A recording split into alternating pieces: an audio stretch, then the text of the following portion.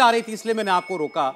ये तस्वीर देखिए, वही व्यास जी के तहखाने की है, ज्ञानवापी परिसर के अंदर, ज्ञानवापी मस्जिद का जो परिसर है उसी के अंदर ये तहखाना है, जिसमें पहले लगातार पूजा होती थी, लेकिन 90 के दशक में यहाँ पर पूजा रोक दी गई थी। उसके बाद से अब जाकर के 3 दशक के बाद यहाँ पर दोबारा पूजा शुरू हुई है। अदालत का फैसला आया था कि यहाँ पर पूजा की अनुमति दी जाती है। कल देर रात जाकर के इस तहखाने का दरवाज़ा खोला गया क्योंकि अदालत का आदेश था, और उसके बाद यहाँ पर मूर्तियाँ स्थापित की गई। अब उनकी विधिवत पूजा चल रही है, उसकी तस्वीर इस वक्त आपके सामने दिखाई दे रही है।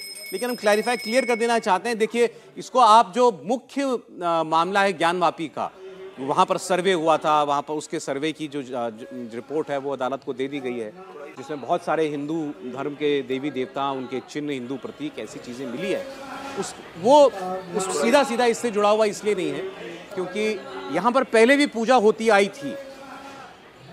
ज्ञानवापी का बहुत बड़ा परिसर है, उसमें भी सर्वे हुआ, वो सर्वे की रिपोर्ट जो है वो अलग।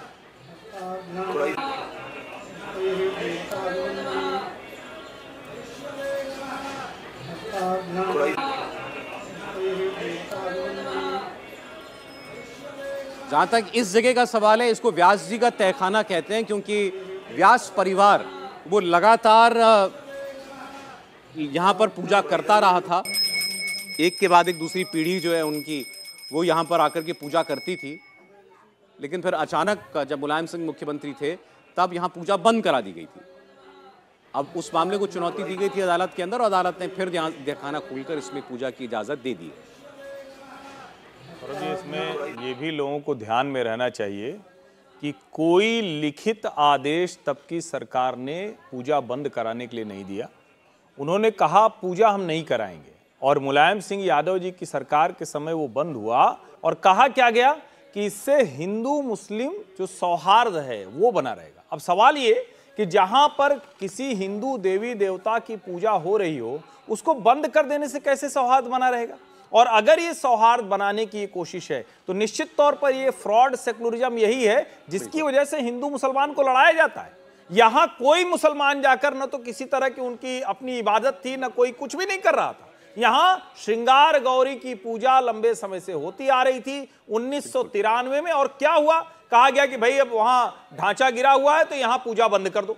सवाल यही है कि क्या इस तरह के फ्रॉड सेकुलरिज्म को किसी भी अच्छे लोकतंत्र में स्वीकार किया जा सकता है? और फिर से मैं कह रहा हूं, 93 में बंद कराई गई थी पूजा। आज जब न्यायालय ने निर्देश दिया तो सरकार निश्चित तौर पर, अगर योगी आदित्यनाथ की सरकार नहीं होती तो हफ्ते भर में कहा था टाल मटोल कर सकती थी, समय ले सकती थी, ऑर्डर नहीं पहुंचा। लेकिन न्यायालय का आदेश आया, प्रशासन ने त्वरित गति से, मतलब इसको कहते हैं ना कि एकदम वो रफ्तार बड़ी शानदार रही, और आज ही से यहाँ पूजा शुरू हो गई।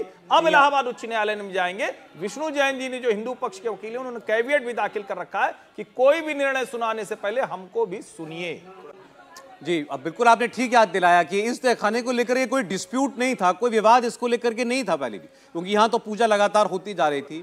लेकिन यहाँ पर भी जब पहुंचे थे सर्वे करने वाले टीम और कोर्ट कमिश्नर की टीम यहाँ पर आई थी तो कहा गया था चाबी नहीं है इसकी।